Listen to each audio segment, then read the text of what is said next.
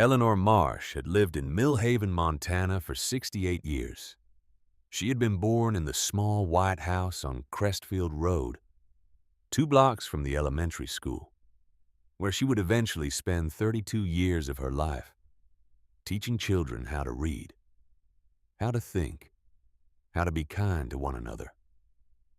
She had buried her husband Harold in the hillside cemetery just north of town on a cold October afternoon 11 years ago, standing straight and dry-eyed, because Harold had told her once that grief was something you carried privately like a stone in your pocket. You did not set it down. You did not show it to strangers. You carried it and you kept walking, and over time, it became part of the weight you were used to. And that was how you survived it. She had buried her daughter, Catherine, 2 years ago this past September, in that same cemetery only a few plots away from Harold. And that time, Eleanor had not been able to stay dry-eyed at all. No stone in her pocket could fix that. Nothing could. Catherine had been 41 years old, and she had died the way some people die, too fast and too young. The cancer moving through her with a speed that seemed almost deliberate, as if it had somewhere else to be. Eleanor had sat beside her through all of it, every appointment and every night and every morning that Catherine woke uncertain whether she would see another one. She had held her daughter's hand at the end, and she had stayed in the room long after there was any reason to stay, because leaving felt like a second loss she was not ready to absorb. What remained after Catherine was Lily, 8 years old, small for her age, with tangled brown hair and dark, serious eyes that missed nothing. Lily was Catherine's daughter entirely, from the stubborn set of her chin to the way she tilted her head when she was thinking hard about something. Eleanor recognized her daughter in the child every single day sometimes, in a way that broke her open quietly like a seam giving way in old fabric. A small internal tearing that she had learned to acknowledge and then move past, because there was always something that needed doing. And grief, as Harold had taught her, was carried privately. But Lily was also her own person entirely and unmistakably. She was funny in unexpected ways, with a dry precision that surprised adults who were not paying attention. She collected interesting rocks she found near the creek and kept them in a cigar box she had found in the garage, organized by color and texture, according to a system she had developed herself. She talked to Cooper, the old mixed-breed dog who had belonged to Catherine and who now belonged to everyone and no one, in a soft, steady voice, as if the two of them were having a reasonable conversation, and she expected him to respond at any moment. Sometimes she reported back to Eleanor on what Cooper had said, and Eleanor always listened to these reports with the attention they deserved. Cooper was 11 years old. His muzzle had gone completely gray. He moved slowly now, with the patient economy of an animal who had learned over many years that the ground rewarded care and punished haste. But his eyes were still clear and warm, carrying in them the particular intelligence of old dogs who have been loved well and know it. When Eleanor sat in the kitchen in the early morning before anyone else was awake, Cooper would always find her and press his head against her knee. And that small gesture of loyalty was worth more to Eleanor than most things she could name. She had long since stopped trying to name it precisely, and simply accepted it as one of the reliable good things in a life that had recently contained fewer of those than she was accustomed to. Then there was Derek. Derek Holt was 42 years old. He was not a cruel man in any obvious way. He did not raise his voice in anger. He did not drink. He kept the house clean and paid his bills on time, and showed up where he said he would show up. He had loved Catherine. Eleanor believed that. Or at least he had loved the version of Catherine that fit neatly inside his plans, the capable and self-sufficient woman who asked little and managed everything around her with quiet efficiency.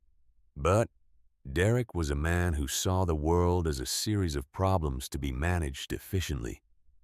And after Catherine died, the problems multiplied in ways that seemed to exhaust him visibly, day by day in small increments that Eleanor watched from her careful position in the spare bedroom. A child who needed everything and could not yet provide anything in return. A dog who tracked mud across the clean floors and required twice daily walks in weather that was not always convenient. And an elderly mother-in-law who occupied the spare bedroom, who cooked meals he sometimes did not come home to eat, who sat in the living room reading to Lily every night, even when Derek had already decided it was time for Lily to go to sleep. Eleanor had tried to be invisible. It was a skill she had refined over the 23 months since Catherine died, the art of occupying space without requiring acknowledgement of it. She kept her things in her room. She did not offer opinions on how Derek ran the house unless specifically asked, and she was not specifically asked. She helped with Lily in ways that could be understood as practical support rather than criticism of Derek's parenting, because she had spent 32 years in classrooms learning to read the difference between a situation that would benefit from direct intervention and one that required a more oblique approach. She fed Cooper quietly and walked him in the early mornings before Derek woke up. She left the kitchen clean after using it, and she did not leave personal items in the common areas, and she contributed whatever money she could from her teacher's pension to the household expenses without making a point of it. She told herself this was manageable. She told herself that what love required was exactly this kind of sustained, invisible effort. The kind that no one noticed precisely because it was working. She had been wrong about that, but she did not know it yet. The night it happened was the 23rd of November. Eleanor knew the date because she had been thinking about Thanksgiving that morning, turning over the small domestic problem of whether to ask Derek about his plans for the holiday, or simply wait to be told the way she had learned to wait for most things in that house. The sky had been low and steel-colored all day, pressing down on the town, like something that had already made a decision about what the night would bring. By mid-afternoon, the temperature had dropped 15 degrees in 2 hours. Eleanor had watched it happen from the kitchen window, tracking the way the trees along the fence line went stiff with it, and the light flattened out into something almost lavender, before disappearing entirely into the early dark of a Montana November. She had made soup. She did this sometimes when the cold came in hard, because it was something useful she could do without getting in the way of anything. And because Lily loved the smell of it, had loved it since she was small enough to be held while it cooked, pressing her face into Eleanor's shoulder and breathing in the steam. Eleanor had set 3 bowls on the table and called Lily in from the living room and waited for Derek, who came home at 6:15 smelling like the cold outside, and something else she could not quite name. Something finished. Something settled. He stood in the doorway of the kitchen and looked at the soup, and then looked at Eleanor in a way she had not seen before. Not angry, not tired in the usual evening way. Something more composed than either of those things, the expression of a man who has made a decision and is past the point of reconsidering it. He sat down at the table. He did not pick up his spoon. Eleanor sat across from him. Lily sat between them, already eating with the focused attention she gave to food she liked. But her dark eyes moved carefully from face to face, in the way that children do when they understand that something is happening in the adult world around them, even if they cannot identify what it is. Derek said he had accepted a position in Seattle. He said it the way someone announces a weather forecast, informatively, without particular emotion attached to the information itself. The position was with a firm he had been in contact with for several months. It started in January. The house would go on the market after the new year. and he had already spoken with a realtor about pricing and timing. Eleanor set down her spoon. She asked quietly what this meant for Lily. Derek said that Lily would come with him, that he was Lily's father, and that was a settled legal matter that required no further discussion. He said that the new apartment in Seattle was not large. He said this without quite completing the thought, allowing the implication to stand in place of the direct statement. But Eleanor was 68 years old, and she had spent 32 years in a classroom reading the distance between what people said aloud and what they meant by it. She understood him without difficulty. She asked him to say it plainly. Derek looked at her across the table with the expression of a man doing something unpleasant that he has nevertheless decided is necessary, and he said that there was not a place for her in the new arrangement, that she must have other options, that surely there were people she could contact, programs she could look into, something the state provided for situations like this one. He said it as if he were suggesting she look into a library membership. The room went very quiet after that. Lily had stopped eating. The spoon she had been holding was resting against the rim of the bowl. Cooper, who had been lying near the back door in his usual evening position, lifted his gray head and looked at Eleanor with those clear, warm eyes that always seemed to contain more understanding than was strictly explicable. Eleanor thought about several things in the space of the next few seconds. She thought about the 32 years she had given to this town and this school, and the children who had passed through her classroom. She thought about Harold, who had died 11 years ago, leaving her with the conviction, earned over 40 years of marriage, that she was capable of enduring most things if she approached them honestly. She thought about Catherine, who had made her promise once during those last terrible months of illness, when the morphine had been increased and the days had begun to blur at the edges. But the moments of clarity were still very clear, that she would not let anything separate her from Lily. Not anything. Catherine had been specific about this in a way that admitted no reinterpretation. Eleanor did not cry. She did not raise her voice. She set both hands flat on the table and felt the solidity of the wooden surface beneath her palms, the ordinary, reliable fact of it, and she made herself breathe twice before she spoke. She said that she understood. Derek nodded with the brief satisfaction of a man who has resolved a scheduling conflict. She asked him how long she had. He said he thought tonight was as good a time as any, that he had already spoken to a colleague who had a room available in a building on Maple. He said this had been coming for a long time, and that drawing it out would not help anyone involved. He said the word anyone in a way that suggested he had thought carefully about who was actually involved and had narrowed the category considerably. Eleanor looked at him for a moment longer than was comfortable.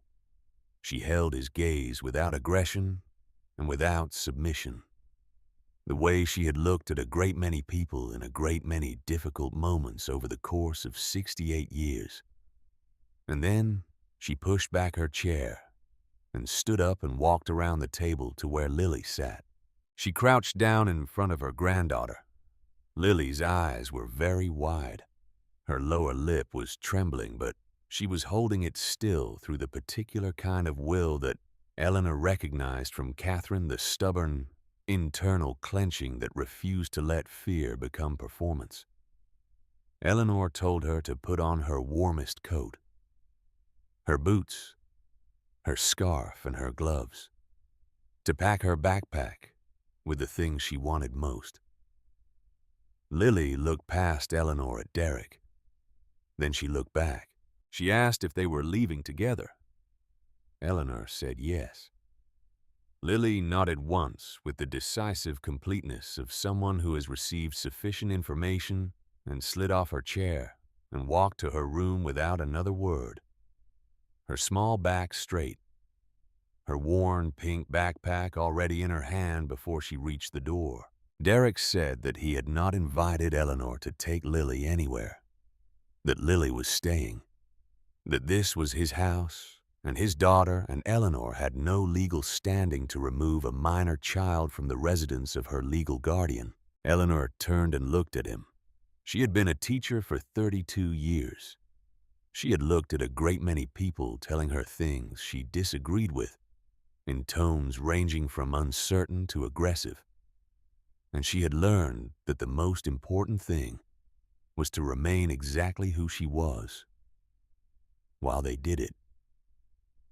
She said very quietly that Lily was not staying without her, that if he wanted to test that she was prepared to stand in this kitchen through the entire night and into tomorrow morning. Something shifted in Derek's face. Not guilt, she did not think it was guilt exactly. It was more like the small, mechanical recalibration of a man reassessing the weight of an obstacle and deciding whether it was worth the effort of moving it by force or whether it was simpler to let it move itself. He said nothing for a long moment. Then he said fine, that she would regret this before winter was out, that he was not responsible for what happened to either of them once they were off his property. He walked to the living room and sat down and turned on the television and did not look at them again. 10 minutes later, Eleanor stood on the front lawn with a single duffel bag over her shoulder, containing 2 changes of clothes, a small amount of cash, a lighter she had carried in her coat pocket for 20 years, and a thermometer she had found in the kitchen drawer at the last moment and taken on an instinct she did not yet understand. Lily stood beside her with her worn pink backpack clutched against her chest, her small face pale and composed in the cold air. Cooper pressed against Eleanor's leg, his warm weight both comforting and frightening in its vulnerability. Behind them, the porch light clicked off. The temperature was 11 degrees Fahrenheit and still dropping. Eleanor looked down at Lily. Lily looked up at her. The little girl asked very softly where they were going. Eleanor straightened her back. She adjusted the strap of the duffel bag on her shoulder. She felt the cold move through her coat and touch her bones in the deep way that Montana cold in late November touches you. And she acknowledged it the way you acknowledge something that is real and must be dealt with without flinching from it. She said they would figure it out, and Lily, who trusted her grandmother, the way very young children trust the people who have never given them a reason not to said okay, and meant it entirely, they started walking. Millhaven at night in late November is a town that folds into itself. The lights behind curtains, the wood smoke rising from chimneys in slow columns that the cold air holds together longer than it should. Trucks warming up in driveways for 5 minutes before anyone gets in the exhaust, making white clouds in the dark. Eleanor had walked these streets for 68 years, and they were as familiar to her as the lines on her own hands. But that night, everything looked different. Not because the streets had changed, but because her relationship to them had. The distance between herself and all that warmth behind all those windows felt enormous in a way that had nothing to do with physical distance. It was the difference between belonging to a place and simply existing near it. And she felt that difference in her chest, like a change in pressure. They passed the feed store where she had bought birdseed for 30 years. They passed the diner where she had eaten breakfast every Saturday morning for as long as she could remember, sitting in the third booth from the window with coffee and the newspaper. They passed the elementary school, its windows dark, its flagpole bare in the November wind, and Eleanor did not look at the school for very long because looking at it for very long was not something she could afford just then. Lily walked beside her without complaint, her small boots crunching on the frost-hardened sidewalk, with a sound that was oddly comforting in its regularity. Cooper kept pace slower than he used to be, his breath making small clouds in the cold air that drifted back and disappeared. They reached the north edge of town, where the road ended and the limestone hills began. Most people in Millhaven thought of these hills as essentially useless, rocky and uneven, difficult to build on, not worth farming, not dramatic enough to attract serious hikers. The county had looked at them twice over the decades for potential development and decided there was nothing practical to be done. They were simply there, patient and old and overlooked the way many useful things are overlooked, until the moment when they are needed. Eleanor stopped at the base of the trail and looked up into the darkness of the hillside. It had been 4 years since she had been up there. She and Harold used to go every October on the second Sunday of the month, a ritual they had maintained for 30 years, with the kind of quiet faithfulness that long marriages sometimes develop around the things that matter most to them. They would bring sandwiches and a thermos of coffee and sit on the flat shelf of limestone near the rock hollow and look out at the valley and talk about things they did not talk about in the house. Important things and unimportant things. The texture of the years. What they were grateful for. What they were worried about.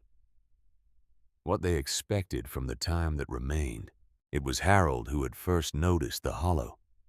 A shallow depression in the hillside, where the limestone curved inward on 3 sides, protected from wind on all but one face. Harold had been a craftsman for 25 years working with wood and stone, and the structural logic of materials, and he brought to everything he looked at the particular attention of someone who understood how things held together, and why they sometimes did not. He had pressed his palm flat against the back wall of the hollow and turned to Eleanor with that specific expression he got when he was genuinely interested in something. The expression that meant he was about to explain something she should pay attention to. He had told her that the earth held its own warmth in a place like this. Not dramatically, not in any way you could feel standing in it on a warm autumn afternoon, but steadily and reliably in the deep, slow way of stone and packed earth that did not respond to the surface temperature the way air did. He said it was geology and physics, not magic, and then explained it the way he explained everything technical, patiently and without condescension, as if the information itself were the interesting thing, and the only question worth addressing was whether she understood it yet.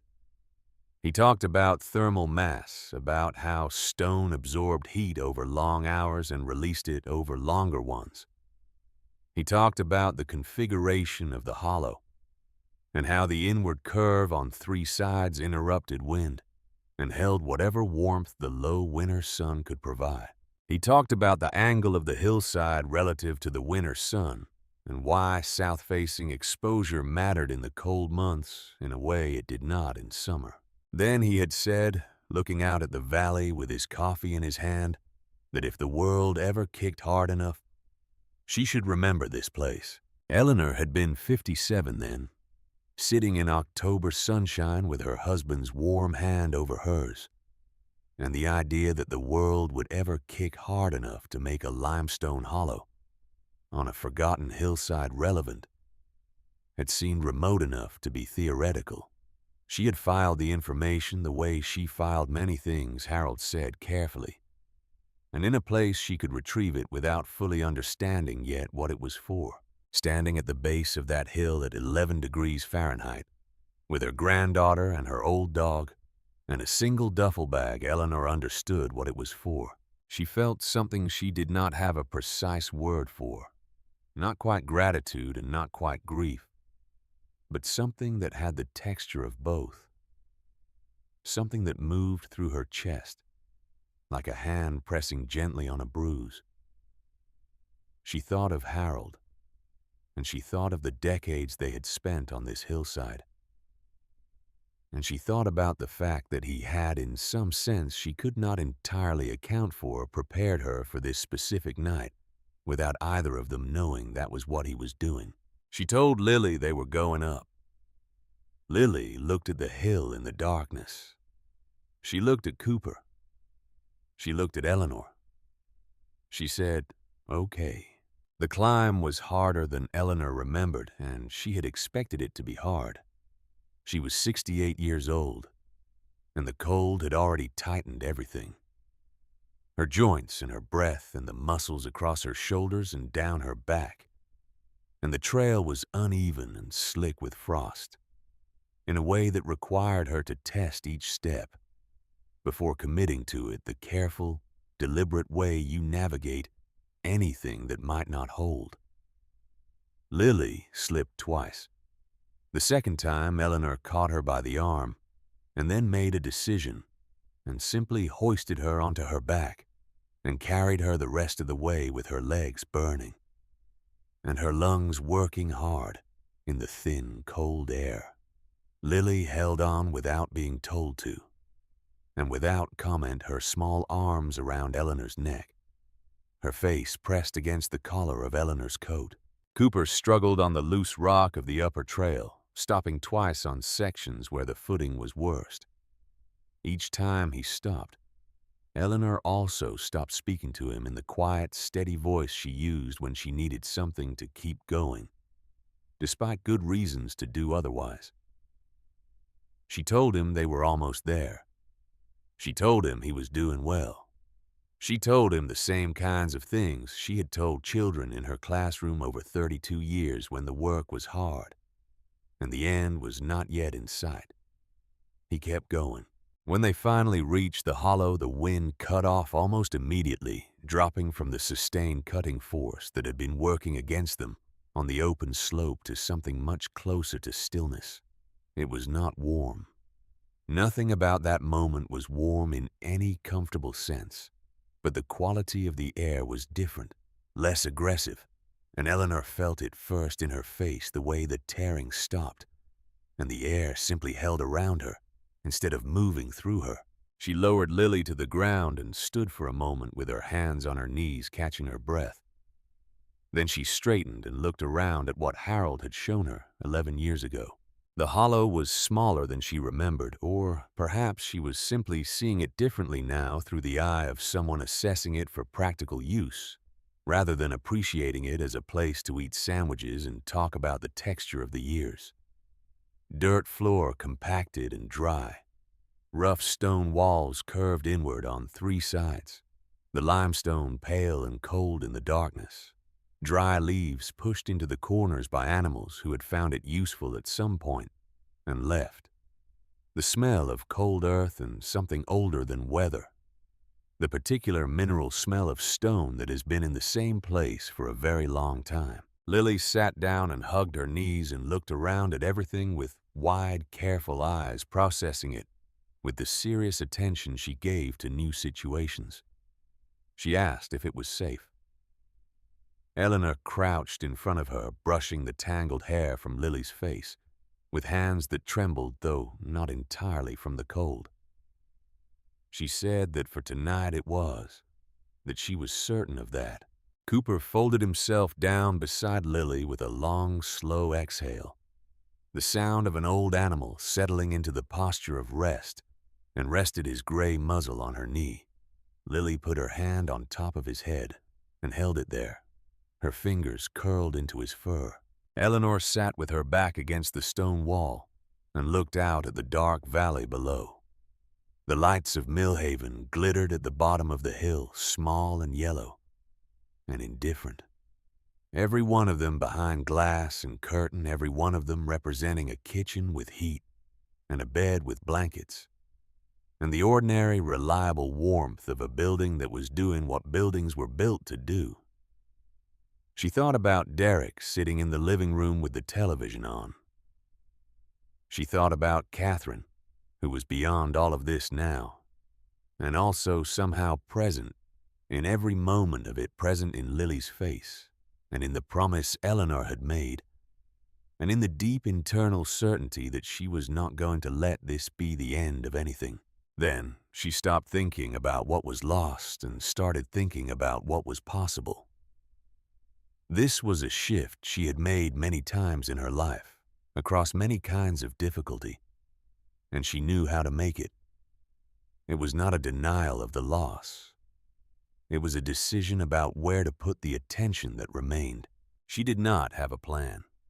She had a hollow in a limestone hill and a bag with 2 changes of clothes and a small amount of cash and a lighter and a thermometer and 68 years of accumulated knowledge about how things worked, including the specific knowledge Harold had given her on this hillside 11 years ago, about how stone and earth and light worked together in the cold months. That was what she had.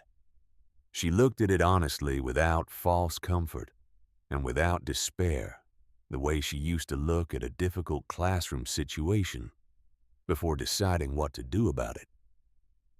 The inventory was not empty. It was not what she would have chosen. But it was real, and real was what she had to work with. She told herself very quietly in the cold dark of the hollow that she would not let them fall apart. Not that night. Not any night that followed it. Morning came without warmth. Eleanor woke before dawn from a shallow, uncomfortable sleep. Her back aching from the stone, her fingers stiff in a way that required several minutes of careful, deliberate movement before they would cooperate properly. For one suspended and disorienting moment, she expected to hear the sounds of the house. The coffee maker cycling on, the heat clicking through the baseboards, the particular quality of silence that belongs to a building that is keeping people warm and does not need to announce it. Instead, there was wind, low and continuous, moving past the entrance of the hollow, with a sound like something breathing that had decided not to stop. Lily was still asleep, curled tight under the coat Eleanor had laid over her in the night, her face drawn in sleep, but peaceful.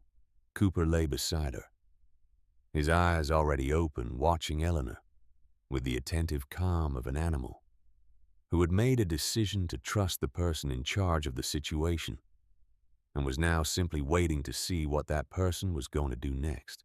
Eleanor pushed herself to her feet slowly and stood at the edge of the hollow, looking out at the pale gray sky of early winter morning, the color that contains no promise of warmth, but at least contains light. And she thought. She used the lighter to start a small fire from the dry leaves in the corners of the hollow and the twigs she had gathered from the slope below, before dark the previous evening. The flames were weak and tentative, but they were real and they were hers. She cupped her hands near them and felt the small warmth and thought about what came next. When Lily woke, she looked around with the particular alertness of a child who had processed where she was while sleeping and was now fully accounting for it in waking. Then she looked at Eleanor. She asked if they were going home today. Eleanor kept her face steady and her voice even. She said not yet. She said they were okay. She said she had a plan. The second part was more true than the first. She did not yet have a plan in the complete and detailed sense of the word. She had the beginning of one, which at this stage was perhaps more valuable anyway, because finished plans rarely survive contact with conditions like these intact, and a direction is more durable than a map. Lily said okay in the same way she had said it on the lawn in front of Derek's house, with the particular uncomplicated trust that Eleanor understood was the most fragile and most important thing in the hollow with them. They spent the morning working. Eleanor walked the edges of town with the careful route selection of someone who understands that purposeful movement draws less attention than hesitant movement. A lesson from 32 years of managing rooms full of children who were always watching for uncertainty. Behind the hardware store, she found cardboard dry and intact, good pieces leaning against the wall near the dumpster, as if waiting to be found. Behind the grocery store, she found a torn tarp and a plastic bin with a cracked lid that would still hold. Near the construction site on Meridian Street, she found scraps of foam insulation, pink and crumbling at the edges, but functional, and some lengths of bent metal strip that she examined carefully and took. She made 2 trips up the hill, the second one harder than the first. Lily helped where she could, her small hands surprisingly precise and steady. By mid-morning, 2 men were standing at the base of the trail. Eleanor heard their voices carrying up the slope in the cold air before she saw who they were. One said he would not have believed it if he was not seeing it with his own eyes. The other said it was a damn shame. The first said that was the Marsh woman, the teacher. The second said he had heard she got herself thrown out and took the granddaughter with her.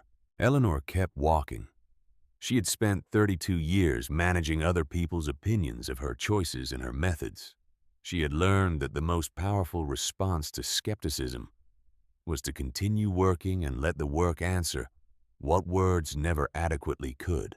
Back in the hollow, she lined the stone walls with the cardboard starting at the base and overlapping the pieces the way Harold had taught her to overlap shingles on a repair job, each piece sitting over the one below it, so that moisture traveled down and out instead of in. She packed leaves and loose dirt against the gaps. She stretched the tarp across the lower half of the entrance at a downward angle, staking it with sticks jammed into the earth at the edges, creating a barrier that broke the wind without sealing out the light. The plastic bin she positioned at the back to collect whatever moisture came off the walls in the night. When she stepped back and assessed what she had done, she felt a small but real shift in the quality of the air inside. Just a degree or 2 of difference, not comfort. Nothing close to comfort, but the specific difference between impossible and merely very hard, which was the only distinction that mattered at this stage. Lily stepped in and out of the hollow, twice testing it, the way a scientist tests a hypothesis. She said it was better. Eleanor nodded. It was. That afternoon, they went back into town for supplies. Eleanor moved with economy and purpose, collecting what was available without taking what was not given. A distinction she maintained scrupulously. At the church on 4th Street, she went through the side door to the small overflow pantry, where Pastor Greer left the excess from Sunday donations with a handwritten note that said, "Please take what you need." She took 2 cans of soup, a box of crackers, a small bag of oats. She left a note with her name on it because she intended to pay it back, and she wanted there to be a record of the intention. On the way back, they passed a group outside the hardware store. 3 men and a woman people Eleanor had known for decades, 2 of whom had been her students. They all went quiet when they saw her. The woman said her name uncertainly. Eleanor said good morning and kept walking. Behind her, she heard one of the men say something she could not make out, and then someone said the word rocks, and then someone laughed. The short, embarrassed sound of a person who is not entirely comfortable with themselves, but cannot quite stop. Eleanor did not look back. That evening, as the fire did its small, inadequate work against the cold, and Lily ate crackers with the focused attention she gave to food. When she was genuinely hungry, the little girl asked a question that hung in the air of the hollow like wood smoke. She asked if people were laughing at them. Eleanor was quiet for long enough to decide that the truth was more useful here than comfort. She said that some probably were. Lily turned a cracker over in her hands. Then she said she did not care. She said she liked it better when it was just them. Eleanor looked at her granddaughter in the firelight, at the small, serious face that was so completely Catherine's and also so completely its own thing, and felt something move through her that she did not have a precise name for. It was not pride exactly, though. It was in the neighborhood of pride. It was closer to recognition, the feeling of seeing something in another person that you also know to be true in yourself. She pulled Lily against her side and held her without speaking. Over the next several days, a pattern established itself. Eleanor woke before dawn and worked until the light went. She tested the hollow's thermal properties with patient attention, noting which walls held warmth longest into the night, identifying where air moved through gaps she had missed, and sealing them methodically. She watched the angle at which the weak winter sun entered the hollow during the narrow hours it was high enough to reach them, and she thought about how to use it better. She was aware that this process looked from the outside like an old woman losing her grip on reason. Word was moving through Millhaven the way word always moved through a town of this size, quickly and with embellishment in both directions, some of it more sympathetic than the truth, and some considerably less. She heard it in fragments indirectly, the way you hear things when you are on the outside of a social fabric that is talking about you. At the diner one morning, a conversation stopped when she came in that told her she had been its subject. Near the school, a woman she had taught beside for 6 years gave her a look of such concentrated pity that Eleanor had to remind herself silently and with some firmness that pity was not the same as judgment, even though it sometimes felt identical from the receiving end. A truck slowed on the road below the trail one afternoon. A man she recognized leaned out the window and said she could not live up there. He said it was dangerous and she was making a mistake. He said it with the tone of someone who genuinely believes they are being helpful and does not understand why that is not sufficient. Eleanor looked at him. She said they were fine. He shook his head and drove away. That night, the temperature fell below 0 before midnight. The fire struggled. Cooper whimpered softly in his sleep, his breathing audible in the enclosed space in a way that sent a thin, cold spike of fear through Eleanor's chest. Lily coughed once, twice, a dry, echoing sound against the stone. Eleanor sat awake after Lily fell back to sleep, pressed against the stone wall, listening to the wind driving itself against the hillside with its uncaring persistence. She thought about every voice that had, in one way or another, been telling her the same thing, that this was wrong, that she was failing, that what she was doing was stubbornness dressed up as survival, and there was an important difference between the two. She pressed her palm flat against the stone wall and held it there. The stone was not warm, but it was not as cold as the air outside. The differential was small, but it was real and it was consistent, and it did not waver when the wind changed direction. This was the thermal mass Harold had described holding its ground against the season. The way solid things hold ground through mass and patience rather than force.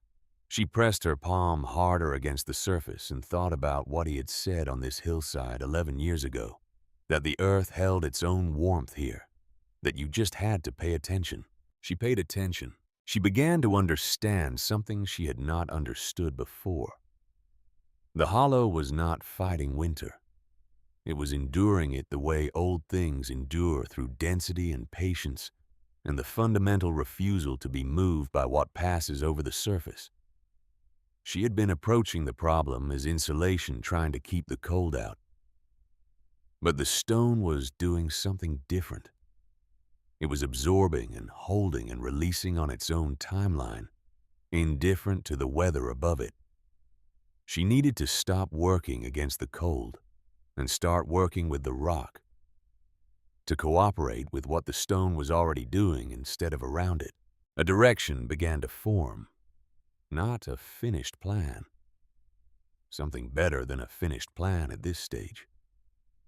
She sat with it through the long, cold night, turning it over the way she had turned over difficult problems in the classroom, looking at it from every angle, testing where it might fail.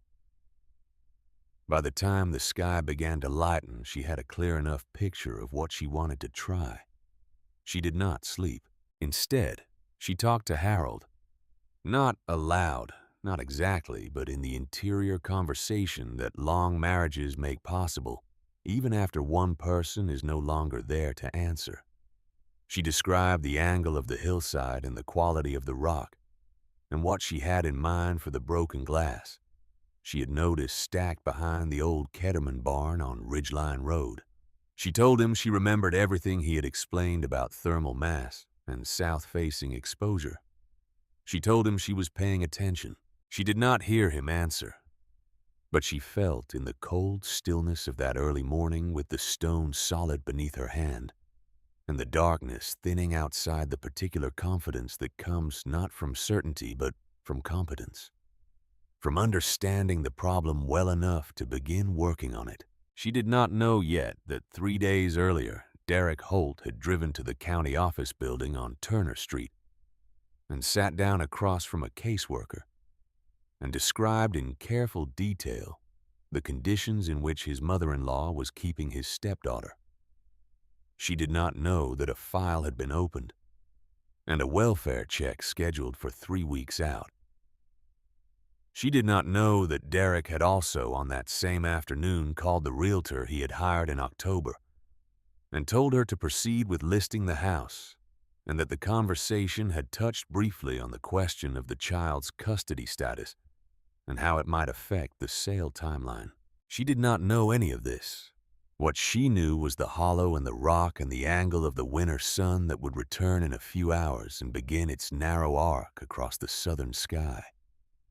And she knew Lily was asleep beside her, with her small hand resting open on the dirt floor between them, trusting the dark completely. That was enough to begin. The idea came to her fully formed in the hour before sunrise, the way the best ideas always had, not as inspiration, but as recognition. Something she already understood arranging itself into the shape it needed to take. She had been watching the light. Not the light inside the hollow, which was the orange and amber of the fire, doing its patient work, but the light outside. The way winter light moved across the hillside was different from summer light lower, and more oblique, arriving at an angle that most people experienced as insufficient. But Harold had pointed out years ago that low winter sun was actually more useful for certain purposes than the high summer sun, if you knew how to receive it properly. The key was surface area and angle of incidence. You needed to meet the light where it actually was, not where you wished it would be. Eleanor had been thinking about the glass stacked against the Ketterman barn. She had seen it 2 days ago on one of her supply runs, old window sections leaning against the barn wall. Some cloudy with age, some cracked at the corners, but most of them substantially intact. She had noted them with the inventory habit she had developed over weeks of looking at the town's discarded materials as a resource rather than waste. She thought it through before Lily woke. The entrance to the hollow faced roughly south, perhaps 15 degrees off true south, close enough.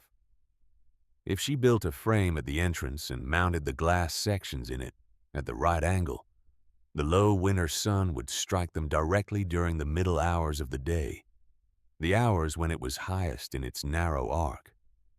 The light coming through would hit the stone floor and the back wall. Stone absorbed heat slowly and released it slowly. That was the principle Harold had been describing all those years ago, on this same hillside. You charged the stone during the day, and it paid you back through the night. Not dramatically, not like a radiator, but steadily and reliably, and without requiring any fuel. The gaps between glass sections could be sealed with strips of cloth and mud, which would freeze hard and form its own insulating seal. It would look, she knew, completely unreasonable from the outside. An elderly woman pressing broken windows into a hole in a hillside. But she had spent too many years in a classroom to mistake how something appeared for what it actually was. What mattered was whether it worked. She was outside before the sun cleared the eastern ridge, moving down the hill with the careful economy of someone who understood that her energy was a resource with limits that had to be managed. Cooper watched her go from the entrance. Lily slept. The Ketterman barn was 20 minutes from the base of the hill. Eleanor arrived as the owner, Aldous Ketterman, was coming out of his back door with a coffee mug in both hands and the expression of someone who has not yet fully decided to be awake. He was in his 70s, broad through the shoulders with white hair, and the permanently tired eyes of a man who had been working Montana winters long enough to stop expecting them to be other than what they were. He looked at her without particular surprise. People in small towns who have known each other their entire lives rarely register surprise at each other's appearances, even when those appearances are unexpected by any reasonable standard. Eleanor told him what she needed and why. She was direct about both because she had no patience for approximation and no time to spend on it. She explained the angle of the hollow entrance, the principle of solar gain against thermal mass, what she expected the glass to do, and why she thought it would work. She used the specific words Harold had used because they were the right words, and using approximations of them would be less clear, and she needed to be clear. Aldous Ketterman stood with his coffee and listened to all of it without interrupting. Then he said he had heard she was living up in the rocks. Eleanor said that was correct. He looked at her for a moment with those tired, practical eyes. He said people thought she had lost her mind. Eleanor said people thought a great many things. He looked at the glass stacked against his barn. He looked back at her. He said the glass was no use to him and she could take it.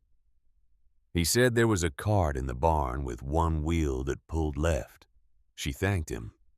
She meant it without qualification.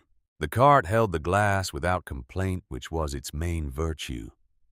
The wheel that pulled left was manageable if you leaned into it consistently.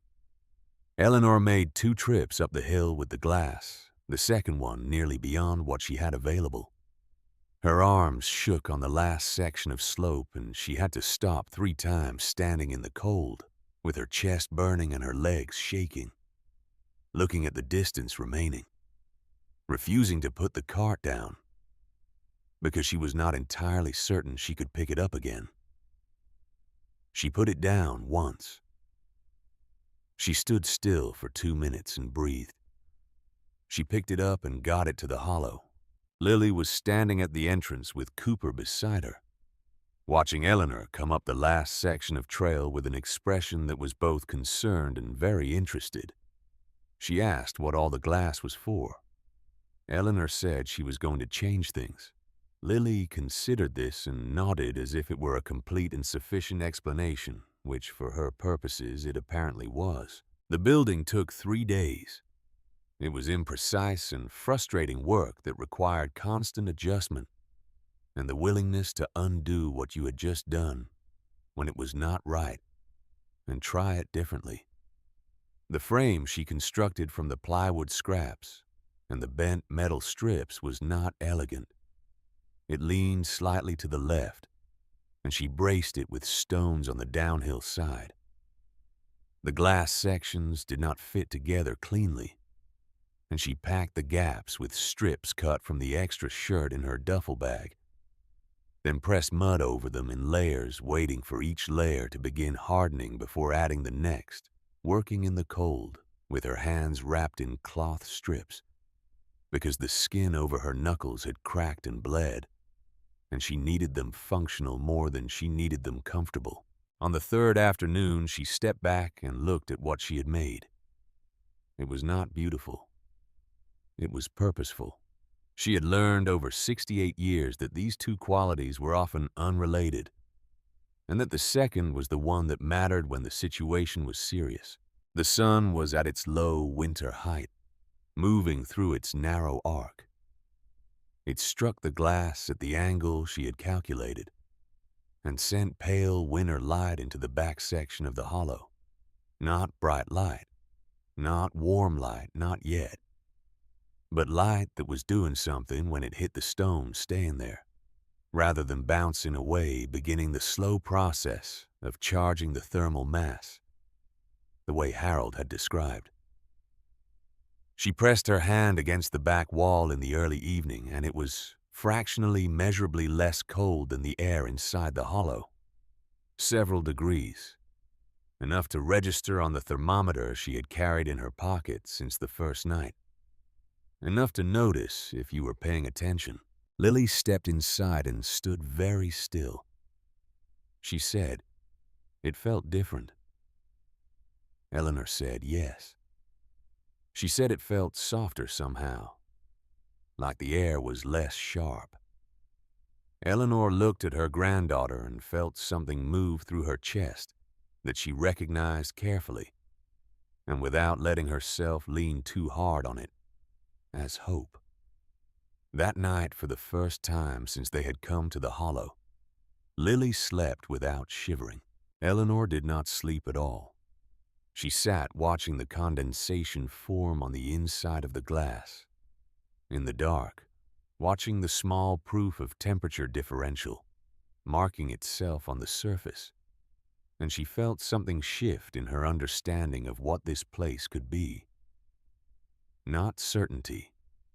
She was too old and too honest to confuse hope with certainty, but a real shift, and she held it with the care you give to something fragile that you intend to make more durable. She began thinking about soil. Harold had kept a garden on the south side of the house in Millhaven, a strip 12 feet long and 4 feet wide, where he grew tomatoes and peppers and a variety of squash he had been partial to, for reasons he never fully explained. He had been methodical about it, composting through the winter, amending the soil in fall, treating the whole enterprise with the same serious attention he gave to his craft. Eleanor had absorbed more of his method than she realized at the time, in the way you absorb things from people you love. Before you know you will need them. The soil at the back of the hollow against the wall, now receiving the most direct solar gain through the glass, was loose and dry and undisturbed. The thermal conditions were improving.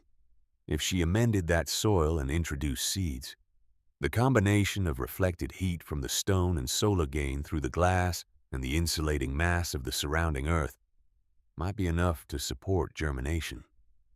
Not a garden, nothing close to a garden, but something alive in a rock hollow in December in Montana would be its own kind of evidence about what was possible here. She collected organic material on her supply runs, coffee grounds from the bin behind the diner, vegetable scraps from behind the grocery, decomposed leaves from the sheltered side of the hill where wind had piled them against an outcrop, and they had begun to break down into something darker and richer. She mixed it into the soil at the back of the hollow and turned it by hand and pressed seeds into it. Seeds she bought with the last of her cash, from the hardware store, counting out the bills with the precision of someone for whom each dollar had a specific and non-negotiable weight. Lily helped with the planting. Her small hands were precise in the way children's hands sometimes are, careful and unhurried in a way that adults with too many competing concerns often cannot manage. Eleanor asked her what she thought they were planting. Lily thought about it with genuine seriousness. She said she thought they were planting something that would prove people wrong. Eleanor looked at her granddaughter for a long moment. She said that was exactly right. 12 days after they had first come up the hill, someone knocked on the glass. Eleanor was working at the back of the hollow. The sound was so unexpected in that context that for a moment she simply looked at the entrance without moving. Lily looked up. Cooper raised his gray head and made a low sound in his throat that was more assessment than alarm. A woman stood outside, bundled in a long, dark coat, her hands clasped in front of her in the manner of someone who has prepared what they intended to say and is now uncertain whether the preparation was adequate. Eleanor did not recognize her. She was perhaps 40, with the composed professional manner of someone accustomed to conducting difficult conversations in unfamiliar places. A stranger in Millhaven, where strangers were noticeable. Eleanor stepped toward the entrance. The woman said her name was Dorothea Vance, and that she was from the County Department of Child Protective Services. She said she had received a report about the living situation, and she was required by her department's protocols to conduct a welfare assessment of the minor child. Eleanor felt her heart do something complicated.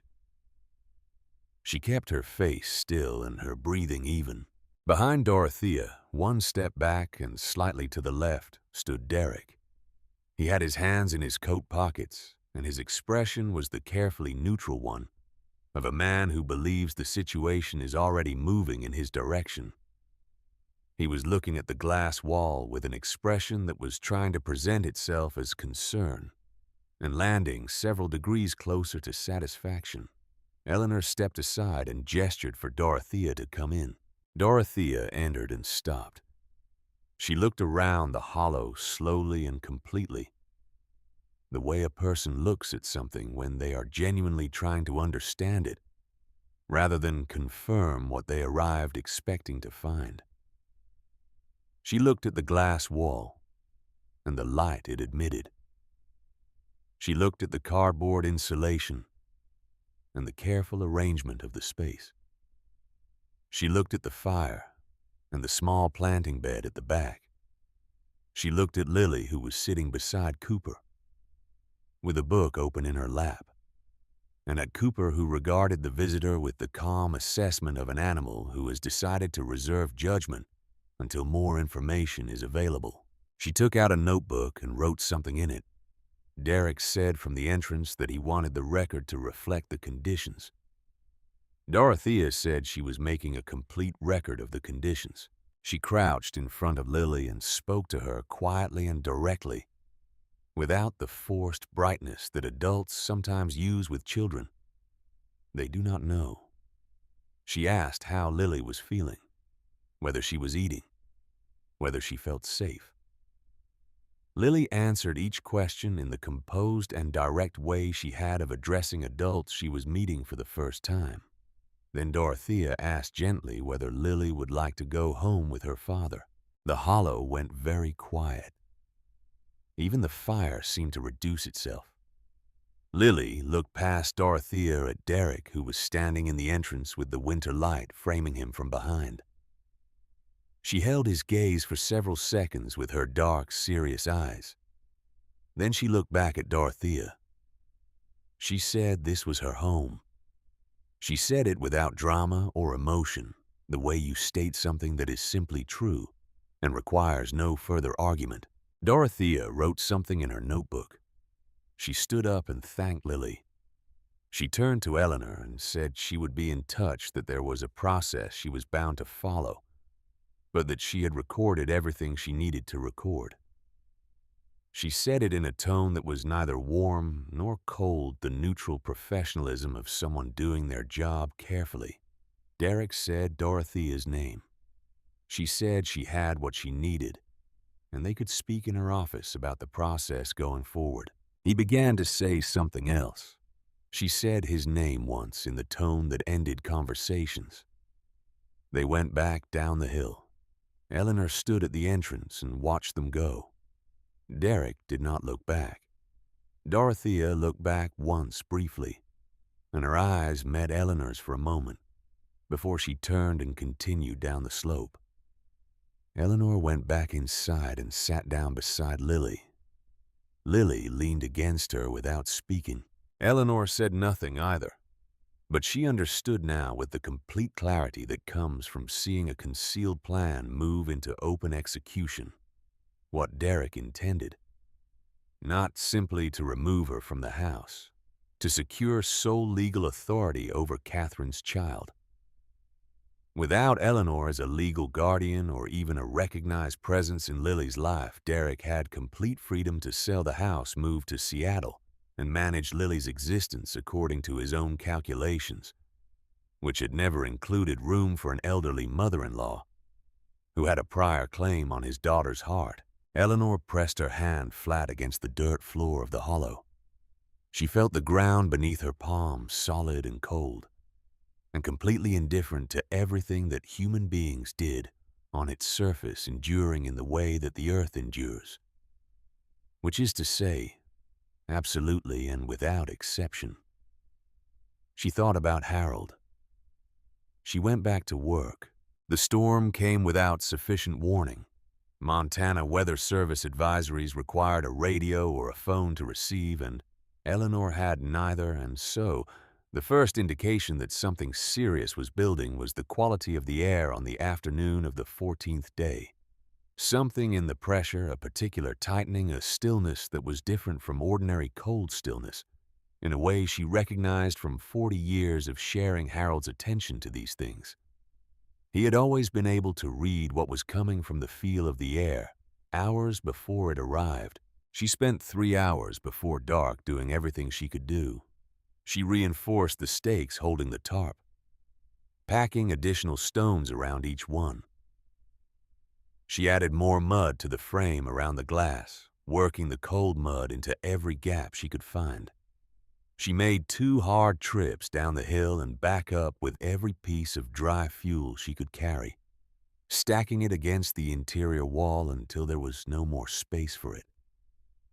She filled the plastic bin and every container she had with clean snow from the far side of the hollow, where the rock overhang kept it uncontaminated because clean water was going to matter.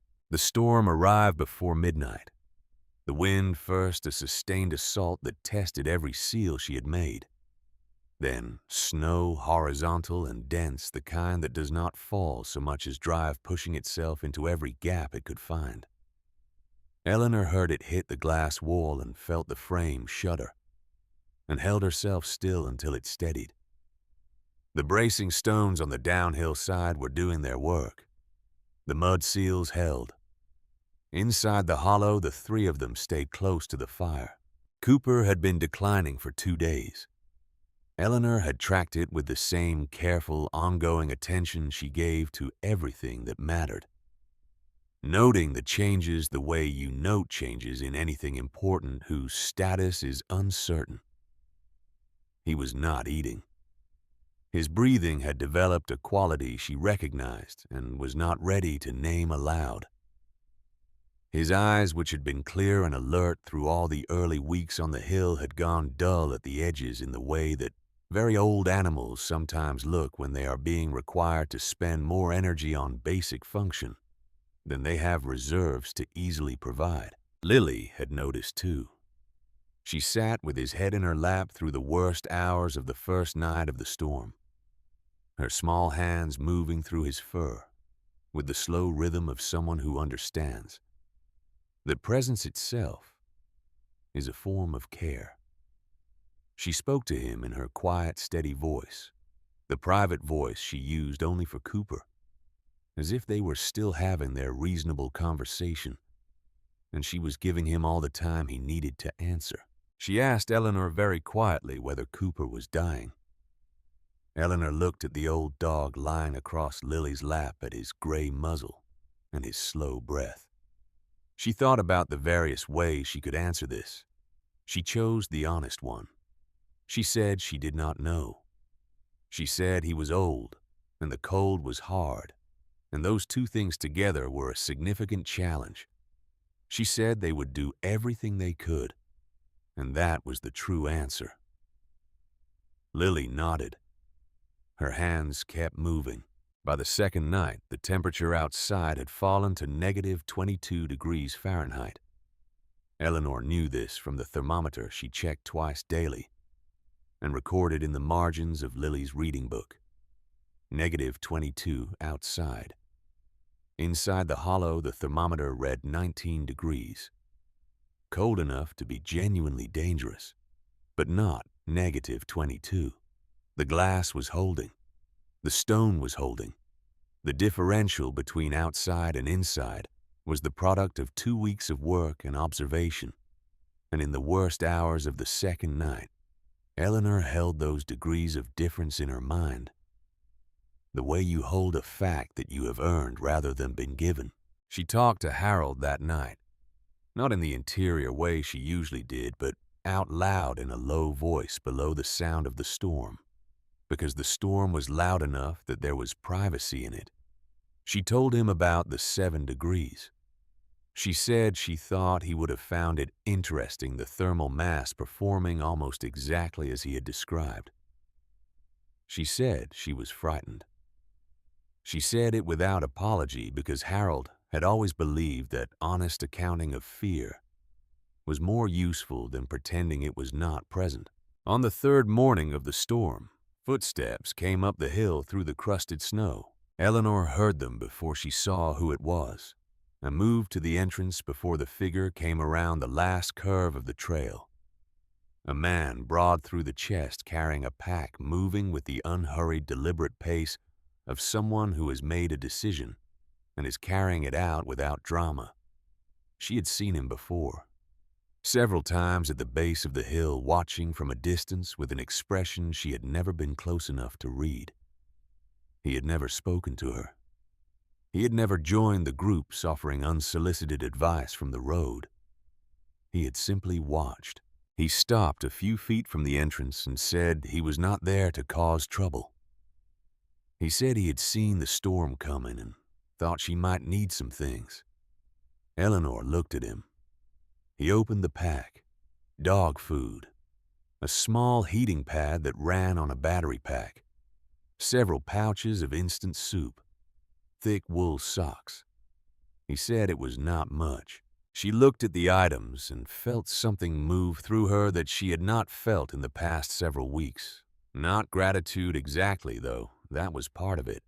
Something closer to the recognition that she was not, despite all the evidence of the past weeks, entirely alone in this. She asked why he had come. He looked at her with steady gray eyes. He said he had spent his life watching people fail quietly when someone with half a mind could have helped. He said he did not want to watch that again. He left the pack and went back down the hill without asking for anything. His name, she would learn, was Gus Pruitt. He had lived in Millhaven for 20 years after arriving from somewhere in Idaho, with no particular story the town had attached to him, and no family anyone knew of. He would continue to come up the hill twice a week reliably with whatever he thought might be useful, and he would never once describe himself as a helper or ask for acknowledgement of any kind. That night, with the heating pad placed near Cooper at its lowest safe setting, the old dog ate for the first time in 2 days. Not much. A few careful bites. But he ate, and his breathing steadied enough that Eleanor was able to close her eyes for 2 consecutive hours before dawn, without being pulled awake by the sound of it. She woke to pale light coming through the glass. The storm had eased. Outside, snow lay thick and undisturbed across the hillside. The valley below was nearly invisible, Millhaven swallowed to its rooflines in the drift lines. It looked like a place that had been temporarily set aside. Lily was sitting up looking at the back wall of the hollow. Eleanor followed her gaze. In the planting bed in the soil they had amended and seeded and tended, something had come through the surface. 3 or 4 slender green shoots barely an inch tall. Pale and fragile, their tips curved slightly from the effort of emergence, but unmistakably green, unmistakably alive. Growing in a rock hollow in December in Montana, while the thermometer outside read -22. Lily reached out and touched one with the very tip of her finger, as gently as if it might decide to change its mind. She said they were real. Eleanor sat forward on her knees and looked at those small green things for a long time without speaking. She had put the seeds in with hope and methodology and without any promise she could honestly make about the outcome. The sight of them was more convincing than anything anyone had said or offered in the weeks since she had come to this hill. She said yes, they were real. The news moved through Millhaven the way news moved through small towns in pieces, and with embellishment changing shape with each retelling. Someone had mentioned the smoke from the hill, and someone else had mentioned what Aldous Ketterman had said about the glass. and the story of what Eleanor Marsh was doing in the rocks had accumulated over the weeks into something that people discussed in the diner and at the hardware store and outside the school in tones that ranged from concern to skeptical, to something that, while not yet admiring, was at least genuinely curious. People came to look, not all of them and not all at once, but in a slow, increasing trickle that Eleanor chose not to discourage or encourage. She went about her work and let it speak. Some called things up from the trailhead. One man said she was stubborn and it would get her killed. A woman said something about children not raising themselves that she then had to partially retract because it had not come out the way she intended. Someone said someone needed to step in before it got worse. Eleanor heard all of it. She went back to adjusting the angle of the glass. And then the food in the valley ran out. It happened the way most serious things happen gradually. And then, suddenly, the storm had closed the main road for 4 days. The grocery had not received a delivery in 6. The church pantry was empty. Families that had been managing on reserves found the reserves were gone. The first person to come to the Hollow for food was Beverly Crane, who owned the hair salon on Main Street, and who had, at some point in the second week, Eleanor was on the hill, referred to her in public as a spectacle. Eleanor knew this because Lily had overheard it at the church and reported it with the careful precision of a child who understands that certain information is important even when its purpose is not yet clear. Beverly Crane stood at the entrance of the Hollow with her coat buttoned wrong and her hands shaking slightly, and 2 expressions competing for control of her face. The pride that had always been her dominant register, and the desperation that was winning. She said she would not have come if she had another option. Eleanor looked at her. She looked at the woman who had called her a spectacle, who had laughed at the smoke from the hillside, who had not in 6 weeks offered anything but judgment. Then she looked at the green shoots at the back of the Hollow, and at Lily, who had come to stand beside her, because that was where she always stood when something important was happening. Eleanor reached for the bundle of greens she had harvested that morning and wrapped them in a piece of cloth. She held them out. Beverly Crane looked at the bundle. Then she looked at Eleanor. Something moved across her face that was neither pride nor desperation, but something older and more fundamental than either. She took it. She said, "Thank you," in a voice that was barely audible. Lily watched her go back down the hill. Then she looked up. She said that woman had called her a spectacle. Eleanor said she knew. Lily thought about this carefully. She said that did not seem like a reasonable thing to do, and then go ask for food. Eleanor said no, it was not. Lily asked why they gave it to her anyway. Eleanor thought about how to answer in a way that was both true and useful for an 8-year-old who was going to be living in the world for a long time after this winter was done. She said because what Beverly Crane had said about her did not change what Beverly Crane needed. That letting someone go without food because they had been unkind to you was the same kind of error Beverly had made, deciding that someone else did not deserve the consideration they deserved. She said the point was not to be better than Beverly had been. The point was to not make the same mistake. Lily turned this over. She said it would have been easier to just not give her anything. Eleanor said yes. Most of the right things were harder than the alternatives. That was more or less how you could tell the difference. After that, the visits came steadily. Families in the morning, individuals in the afternoon. People who came with their own versions of shame and need, and who left with whatever Eleanor could spare and said. She gave what she could and stated clearly and without apology when she could give no more. The mathematics were narrowing. She knew it, and she thought about it at night while Lily slept and Cooper breathed and the fire did its patient work. And she thought about what came after the narrowing. She did not know yet that Dorothea Vance had reopened her file on Eleanor Marsh and was reading her own field notes with the careful attention of someone reconsidering a situation in light of new evidence. She did not know that Gus Pruitt had been talking to people in town in his quiet, unhurried way, saying things she would not learn about until later. She did not know that Derek Holt had retained an attorney in Billings, and that the attorney had filed a motion in district court, and that the motion was on a clerk's desk in Great Falls, with a hearing date attached to it. What she knew was the hollow and the work and Lily asleep beside her, and the weight of a responsibility she had chosen and would not put down. Outside, the wind moved across the hills with what almost felt in that exhausted hour like something close to gentleness. Inside the hollow, Eleanor Marsh sat in the firelight, with her cloth-wrapped hands resting open on her knees, and she breathed and she thought, and she did not stop.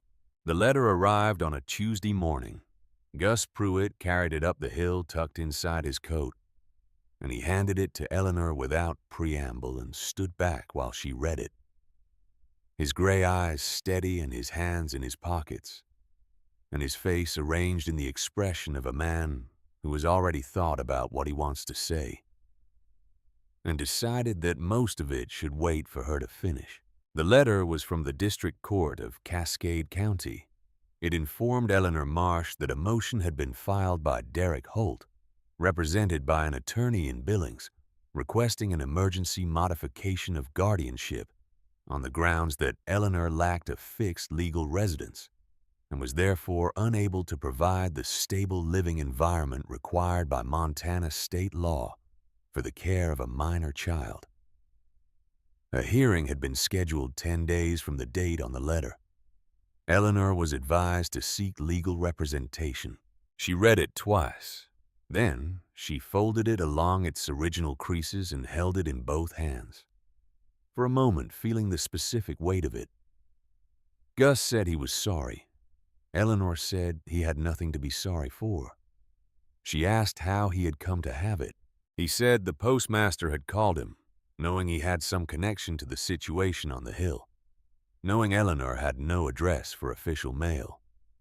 He said the postmaster was a practical woman who believed that important documents should find the people they were addressed to. Eleanor thanked him and said she needed a few hours with it. He nodded and went back down the hill. Lily was at the back of the hollow tending the planting beds, her small fingers moving carefully around the base of the shoots. She had not heard the exchange. She looked up when Eleanor came back inside. She asked what the paper was. Eleanor looked at her granddaughter, at the child who had told a caseworker from county, "This is my home," in a voice that required no argument at the 8-year-old who had carried glass up a frozen hillside and pressed mud into gaps with her bare hands, and given food to people who had not been kind, and who had done all of it without complaint or request for acknowledgement. She said it was something she needed to take care of, that Lily did not need to worry about it. Lily looked at her for a moment with those dark eyes that missed very little. She said okay, and went back to the plants. Eleanor sat with her back against the stone wall and looked at the hollow around her and thought about what she had to work with. The temperature log, the photographs that Gus had taken with the old camera he had brought one afternoon without explanation, the data on the planting beds, the signed accounts from every family who had received food during the supply shortage, whom she had asked to write down what they had received, and when, keeping the record the way she kept all records, because she had always believed that documented truth was more durable than remembered truth, and she had the town itself, not all of it, but the 11 families who had started building their own hollow structures on the hillsides north of Millhaven, the people who had come to the hollow not for food but for information, to understand how it worked, to ask questions. She answered as completely as she could. These people existed because they had watched Eleanor work, and decided to try the thing they had been laughing at. She thought about this for a long time. By morning, she knew what she was going to do. She asked Gus the next day whether he thought people would come if she invited them to the hollow, not for food or for help, just to see what it actually was with evidence before a court heard someone else's description of it. Gus pulled at his gray beard. He said he thought they would come if they understood why they were being asked. She said she wanted to show the town what the hollow was before Derek's lawyer told a judge what it was. She said she wanted Millhaven to understand what was being asked to be dismissed. Gus looked at her for a moment. He said he would make sure people knew. He did. Within 3 days, she heard from the visitors to the hollow that there was going to be a gathering at the hill on Saturday morning. She did not know exactly what Gus had said or to whom. He was not a man who explained his methods, and she did not ask. Saturday came cold and clear. The Montana winter sky above Millhaven, a shade of blue so bright and aggressive, it seemed almost confrontational in its clarity. Eleanor was up before dawn, adjusting the glass and checking the temperature readings and tending the plants. She braided Lily's hair and tied it with a strip of cloth. Lily asked what was happening today. Eleanor said people were coming to see what they had built. Lily looked around at the walls and the light and the green things at the back. She said she thought it was pretty good. Eleanor said she thought so too. They came in groups of 2 and 3, making their way up the trail in the cold morning. By 10 o'clock, there were close to 40 people on the hillside. Eleanor recognized most of them. Former students, now adults with their own children. Neighbors she had known for decades. Beverly Crane in her good wool coat. Aldous Ketterman with his coffee thermos. The postmaster. People she did not recognize who appeared to have driven from other parts of the county. And Derek, standing at the back of the group with his coat dark among the others. His face arranged in its careful, neutral expression. His hands in his pockets. He had come alone. His attorney was not with him. Eleanor noted this and put it aside. She stood at the entrance and looked at the assembled faces of Millhaven and felt something she had not expected to feel. She had anticipated vulnerability, the specific exposure of being seen by people who had doubted her. Instead, she felt the steadiness of someone who has done the work and is prepared to account for it. She began talking. She talked about the hollow, the way she had always talked about difficult things in her classroom directly, and without condescension, assuming that the people in front of her were capable of understanding if the information was given to them clearly. She explained thermal mass and what it meant. She described the angle of the glass and why it was positioned as it was. She showed them the temperature log 6 weeks of twice-daily readings in the margins of Lily's reading book. She showed them the planting beds and the green shoots that had come through -22 degrees and continued growing. She described what the hollow had produced during the worst weeks of the winter and how much of it had been shared with families in the valley. She stated the numbers without embellishment. She pointed to the 11 structures on the surrounding hillsides and said that each one represented a family that had taken what she had learned and applied it, that the knowledge was not complicated, that it came from paying attention to what the earth was already doing. Then she looked at the assembled faces of people she had known most of her life and said what she had come to say. She said she had spent 32 years teaching in this town. She said she had taught most of the people standing on this hillside how to read, how to reason, how to look at something they did not understand and keep looking until they did. She said she had not stopped doing that work. She had simply moved the classroom. The hillside was quiet. She said she understood there was a legal question before the court about whether she was capable of providing a stable and safe environment for her granddaughter. She said she would leave that question to the court because that was the appropriate venue for it. But she wanted the people of Millhaven to understand what the question actually meant. It was asking whether a woman who had kept a child warm and fed and healthy and intellectually engaged through the worst winter in 20 years in a structure built by hand from materials other people had discarded using knowledge accumulated over a lifetime and applied with care and precision, was capable of providing stability. She said she thought they had enough information to form their own view. She stopped talking. The hillside held its silence for a few seconds. Then Beverly Crane, standing in the middle of the group in her good coat, with her hands clasped in front of her, said that she had come to this hollow 3 weeks ago in a state she was not proud of. She said what she had found had not been what she expected to find.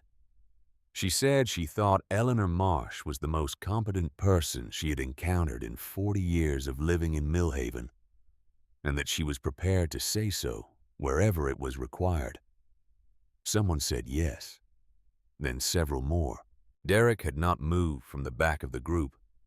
His face had gone through several expressions during Eleanor's account and had arrived at something she could not precisely name. Not the satisfaction of a man who holds the stronger position, not the defeat of one who has lost it, but something between those two states that she did not have a word for and chose not to spend time trying to find. She looked at him for a moment and then looked away. She did not feel triumph. She felt the deep fatigue of someone who has been carrying something very heavy and is not yet able to put it down. Lily appeared at her side.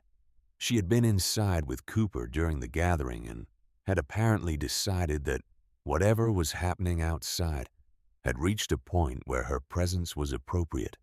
She stood beside Eleanor and looked out at the assembled faces of the town. Cooper was beside her. He had been improving for 2 weeks, not in any dramatic way, but in the accumulation of small, better days that constitutes real recovery in old animals. He was eating. His eyes had recovered their warmth. He moved at his own pace, careful and unhurried, with the steady, deliberate confidence of an animal who has decided the ground is worth trusting again. Lily reached up and took Eleanor's hand. She did not say anything. She stood there with her small hand in Eleanor's cloth-wrapped hand and looked at the people of Millhaven looking back at them. The hearing was held on the 18th of January in the district courthouse in Great Falls, a 2-hour drive from Millhaven on roads that were that morning clear and dry, under a winter sky that had decided to cooperate with the proceedings. Gus drove them in his truck. He had offered 4 days earlier, standing at the hollow entrance with his hands in his pockets, saying simply that he had a truck and he knew the route. Eleanor wore the dark blue sweater she had carried in her duffel bag. Since the first night, the one she had kept folded at the bottom for occasions that required it. It had been folded there for 7 weeks. Lily wore her best clothes clean and pressed as carefully as the hollow permitted. Cooper stayed on the hill. Gus had arranged for Aldous Ketterman to sit with him. The courtroom smelled of old wood and radiator heat, a combination that struck Eleanor as almost unbearably familiar after 7 weeks in a stone hollow. She sat at a table with Patricia Oakes, a legal aid attorney from Great Falls, who had contacted Eleanor 3 days after the gathering on the hill, having heard about the situation through a chain of communication that apparently originated with Beverly Crane. Patricia was 38, extremely direct, and had looked at Eleanor's temperature log and Gus's photographs and the signed statements from 11 families and said without sentiment that she thought they had a case. Derek sat at the opposite table with his attorney from Billings, a man with a precise haircut and the confident manner of someone accustomed to being the most prepared person in any room he entered. The judge was a woman named Hargrove in her late 50s. She read the motion and the response with the unhurried attention of someone who takes her work seriously. She asked several questions of Derek's attorney, who answered them with polished efficiency. He described the hollow as an inadequate and unsafe dwelling for a minor. He described Eleanor's choices as evidence of poor judgment. He used the phrase unstable living circumstances 4 times. Eleanor counted. Then Judge Hargrove turned to Patricia Oakes. Patricia submitted the documentation, the temperature log, the photographs, the signed statements from 11 families, a written account from Aldous Ketterman detailing the glass and the conversation at his barn. She submitted one more item, something Eleanor had not known was coming. A formal letter on county letterhead from Dorothea Vance. Patricia read the key passage aloud. Dorothea wrote that she had conducted a welfare assessment of the minor child on the 21st of December. She wrote that the child was in good physical health, appropriately nourished, cognitively engaged, and emotionally secure. She wrote that the living environment, while unconventional by any standard she typically applied, demonstrated a level of intentional design and practical competence she had rarely encountered in 11 years of child welfare work. She wrote that she had assessed hundreds of homes over the course of her career, including many that were conventional in every outward respect and profoundly unsafe in every meaningful one. She wrote that the hollow on the north hillside of Millhaven was not among those. She wrote that in her professional assessment, Eleanor Marsh was providing her granddaughter with exactly the kind of stable, attentive, and purposeful care that the court's standard was designed to protect. The courtroom was quiet when Patricia finished. Derek's attorney said the letter represented the opinion of a single caseworker and was not binding on the court. Judge Hargrove said she was aware of that. She looked at the documentation for a long moment. Then she looked at Eleanor, who sat with her hands folded on the table and her back straight, and her face arranged in the composed expression of someone who has decided that honest accounting is the only territory worth occupying. The judge asked Eleanor directly whether she had a plan for permanent housing. Eleanor said yes, that she had been in contact with the County Housing Assistance Office about a property on the south edge of Millhaven. A small house, 2 bedrooms within the parameters of the assistance program. That she intended to apply as soon as the court had made its determination, and had reason to believe the application would be processed within 30 days. The judge asked how she knew this. Eleanor said the postmaster had helped her make the inquiries. Something crossed the judge's face that might have been the beginning of a smile if the courtroom had been a place where that was permitted. She asked Derek if he had anything to add. Derek looked at his attorney. The attorney reiterated the unstable living circumstances argument with slightly different phrasing. The judge said she had heard him. She looked at her documents. Then she said that the court's concern in any matter of this kind was the welfare and stability of the minor child, and that the standard for that determination was not the conventional appearance of a living situation, but its actual capacity to meet the child's physical and emotional needs. She said the documentation before her indicated that the child was healthy, safe, engaged, and in the care of someone who had demonstrated under conditions the court found remarkable a sustained and serious commitment to her well-being. She said the motion was denied. She said it in the same even tone she had used throughout because it was a legal determination and not a performance. Derek's attorney said something about an appeal. The judge said that was his client's right. Eleanor sat for a moment after the gavel and simply breathed. The deep, steady breath of someone who has been holding their ground for 7 weeks and feels it finally acknowledged as solid. Patricia gathered her papers. Lily, who had been sitting very still beside Eleanor throughout the hearing in the particular stillness she used when something mattered, let out a long, slow breath of her own. She reached over and put her hand on Eleanor's arm. Eleanor covered it with her own. They drove back to Millhaven in the early afternoon, the mountains large and white on both sides of the highway. The sky still that aggressive January blue. Gus drove without talking, which was the right choice, and Eleanor sat in the passenger seat watching the landscape go by and thinking nothing specific for the first time in weeks. Just the mountains and the road and the winter light she had been studying so closely for so long that she had come to know it like a language. Lily fell asleep in the back seat with her head against the window. When they reached Millhaven, Gus asked if she wanted to go to the hill or somewhere else. She said the hill. Cooper was at the entrance when they came up the trail, standing in his careful way, his tail making its small, reliable arc when he saw them. Aldous Ketterman was sitting on a flat rock nearby, with his thermos, having apparently decided that the sitting was worth staying for. He asked how it went. Eleanor said they were staying. He nodded as if this were the answer he had expected, and poured 3 cups without being asked. The weeks that followed had a different quality. Not easier exactly, because Montana in late January does not become easy, but different in the way things become different when the worst outcome has been named and survived. You stop spending energy on the fear of it. You put that energy back into the work. The planting beds produce steadily, roots and shoots and the beginning of something that could be called with appropriate modesty a food source.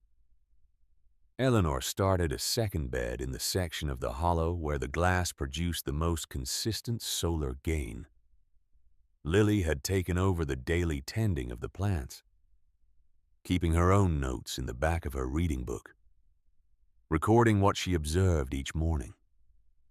What had grown, what had not, what she had tried differently. It was, Eleanor thought, the beginning of a habit of mind that would serve her long after this winter was over. The 11 hollow structures on the surrounding hillsides continued to develop. Not all of them were working as well as Eleanor's, and she was honest with the people who came to ask her about the failures, explaining what she could, and acknowledging what she did not yet fully understand herself. She was still learning. Every structure that did not perform as expected was information about what the hollow was actually doing, and she took that information and revised her understanding accordingly. Gus came twice a week with whatever he had gathered. He never explained himself or asked for acknowledgement. He appeared and brought things and occasionally sat in the comfortable silence of someone who has nothing to prove, and then went back down the hill. Eleanor had stopped asking why and started simply accepting it as one of the reliable good things. One afternoon in early February, Beverly Crane came up the hill with nothing driving her but the desire to come. She stood at the entrance and looked around with the expression of someone seeing something for the first time, even though she had been there before, understanding it differently now. She asked if Eleanor would consider teaching in town at the community center, about the thermal principles, the planting, all of it, to whoever wanted to learn. Eleanor looked at her. She thought about the word teaching and how it had defined so much of her life and then been removed from her life without her choosing for that to happen, and how it was now being offered back in a form she would not have predicted. She said she would consider it.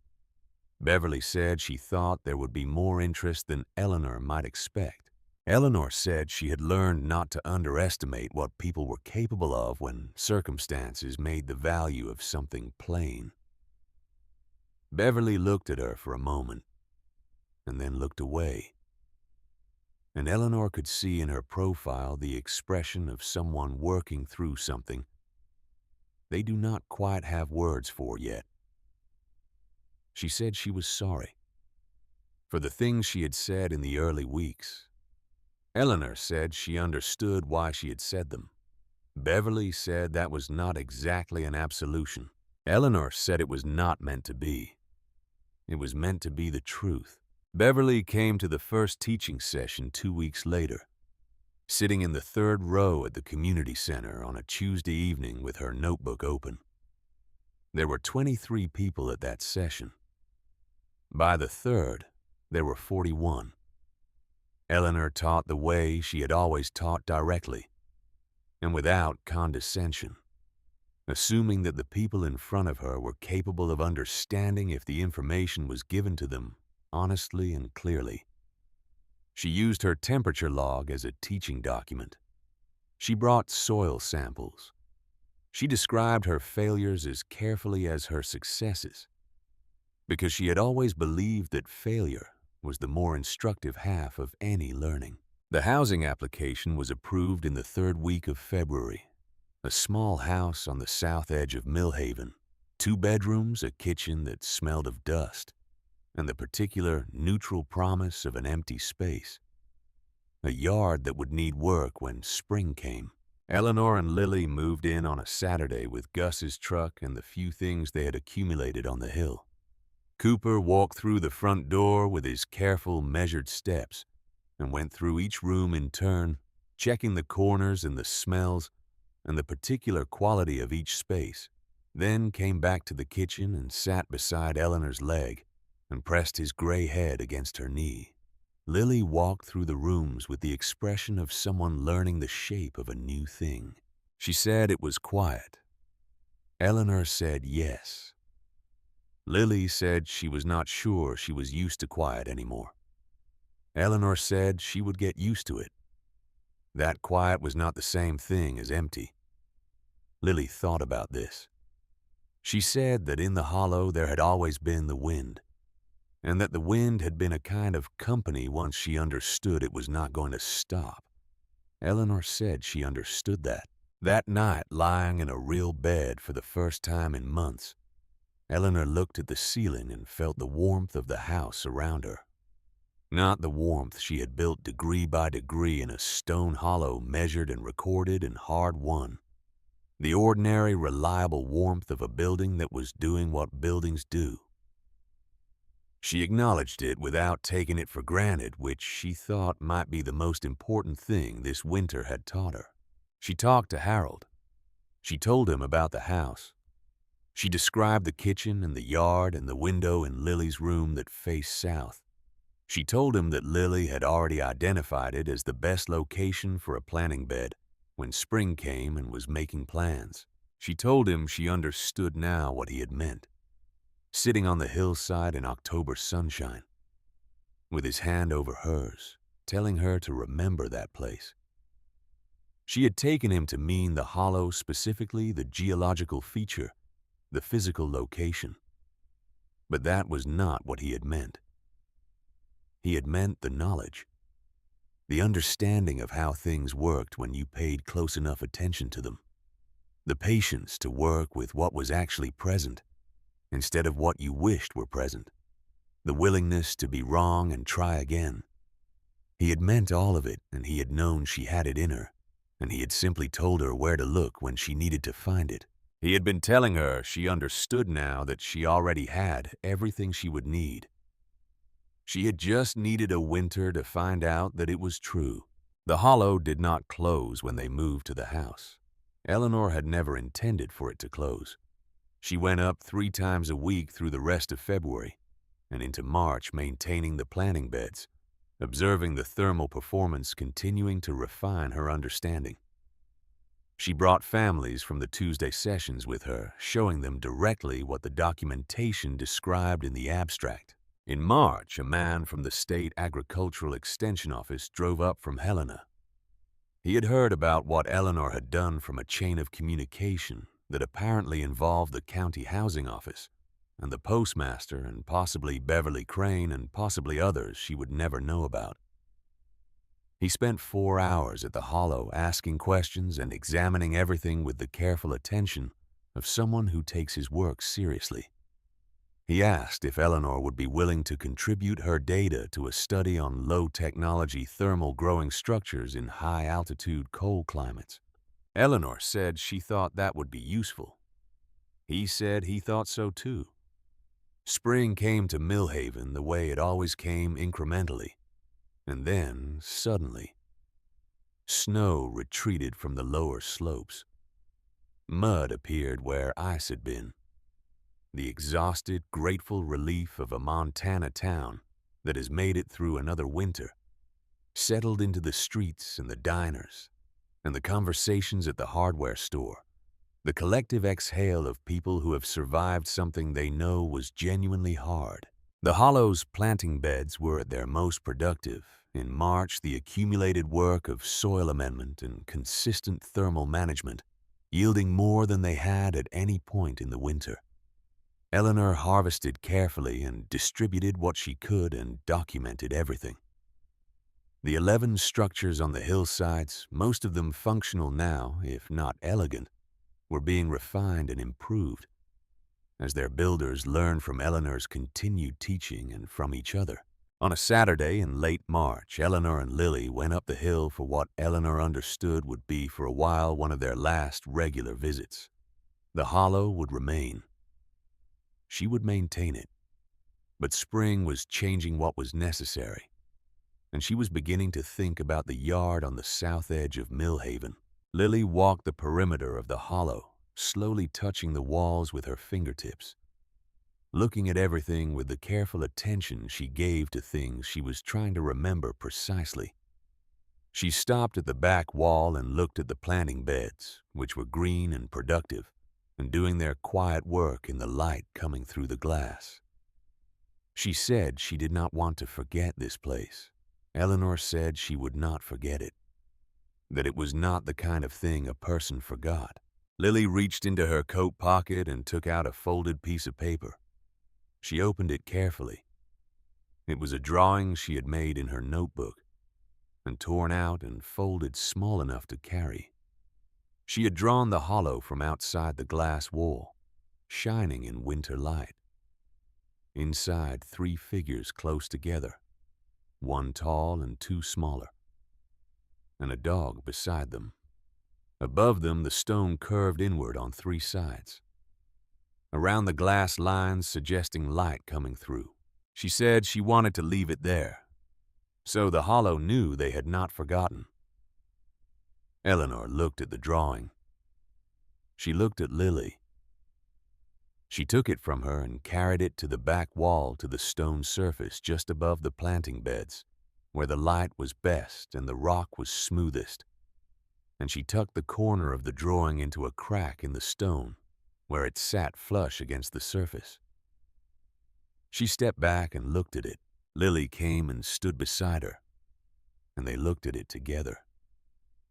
The small drawing held in the stone the figures inside the light. Then Lily took Eleanor's hand, and they walked out of the hollow together into the March afternoon, which was cold still, but a different cold. The cold of a season that was losing the argument it had been making all winter. Cooper was waiting at the entrance. He had made it up the hill under his own power that day, the first time since before the big storm, slowly with the measured confidence of an animal who has decided to trust his legs again and found they were worth trusting. He looked at them with his clear, warm eyes, and his tail made its small, steady arc. Below Millhaven sat in the late afternoon light in the valley, smoke rising from chimneys thinner now, people moving through the streets, the town continuing in its ordinary way, but not entirely unchanged. There were structures on the hillsides that had not been there in November. There were families who had survived the hardest weeks in ways they had not known were available to them before Eleanor showed them. There were 41 people who had sat in a community center on Tuesday evenings and written down what a 68-year-old woman had learned from paying attention to the earth. Eleanor stood at the entrance of the hollow she had built from broken glass and cardboard and memory, and the knowledge of a man she still talked to every night. And she looked out at all of it, and she felt the particular quality of satisfaction that comes not from being proven right, though that had happened, and not from being praised, though that had happened too, but from having done the work honestly and completely, and having let it speak for itself. She had not beaten winter. She had learned from it. She had worked with it. She had refused to be moved by it, and it had, in the way of seasons, moved on without her. That was the difference. She had spent 68 years in this town, 32 of them teaching its children that the most important thing you could do with knowledge was share it. She had spent one winter proving to herself that she had not stopped believing that even when it would have been easier to stop, even when no one was watching, even when the watching was laughter.